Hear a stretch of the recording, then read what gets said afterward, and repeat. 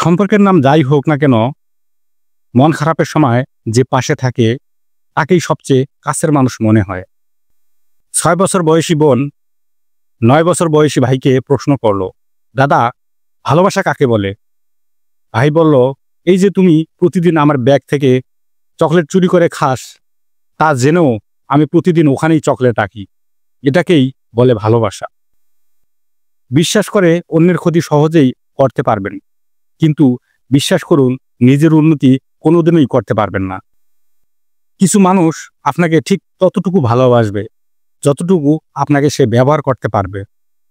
তাদের অসাধারণ ভালোবাসা তখনই থেমে যাবে যখন তাদের স্বার্থ ফুরিয়ে যাবে। পরিস্থিতির সাথে লড়াই করা যায়, কিন্তু ভাগ্যের সাথে লড়াই করা যায় না। ভাগ্য বড় আজব জিনিস, কাউকে দেয় আর কারো কাছ থেকে সব কেড়ে নেয়। বাবার পেশা নিয়ে লজ্জিত হলে তোমার শিক্ষার ঘাটতি আছে, কারণ তোমার কাছে যা অল্প বাবার কাছে তা রক্ত বেচার গল্প। জোর করে কাউকে আপন করা যায় না, আবার কেউ একবার আপন হয়ে গেলে জোর করে তাকে পর করা যায় না, এটাই বাস্তব। দরিদ্র এবং অসুস্থতা আপনাকে শুধু পরীক্ষায় ফেলে না, বরং আপনার আশেপাশে মুখোশধারী ও স্বার্থপর মানুষকে চিনিয়ে দেয়। জীবনের রাস্তায় অনেক মানুষের সাথে পরিচয় হয়, কেউ ভালোবাসতে শেখায়, কেউ ভালোভাবে বাঁচতে শেখায়, আবার কেউ বিশ্বাস করলে যে ঠকতে হয় সেটাও শিখিয়ে দেয়। সময় সবকিছু বলে দেয়, কে এগিয়ে যাবে আর কে পিছিয়ে থাকবে। ফালতু অহংকার তো শুধু মূর্খরাই করে।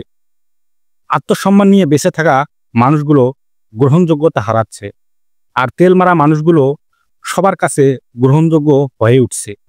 মন দেখে ভালোবেসো, ধন দেখে নয়। গুণ দেখে প্রেম করো, রূপ দেখে নয়। রাতের বেলায় স্বপ্ন দেখো, দিনের বেলায় নয়। একজনকে ভালোবেসো, ১০ জনকে নয়। বিউটি টিপস: যদি ৩ সপ্তাহ লাগাতার ক্রিম লাগানোর পরেও চমক না আসে, তাহলে ৪র্থ সপ্তাহে ওই টাকা কোনো অভুক্তকে খাবার খাইয়ে আয়নার সামনে দাঁড়ান। বিশ্বাস করুন, দুনিয়ার সবথেকে সুন্দর মানুষটিকে আপনি আয়নার সামনে দেখতে পারবেন।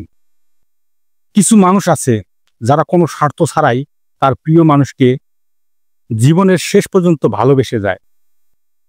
ভাত আর রুটির দিবস থাকলে অসহায় মানুষগুলো একদিন অন্তত পেট ভরে খেতে পারত। মানুষ কখনো ইচ্ছে করে বদলায় না।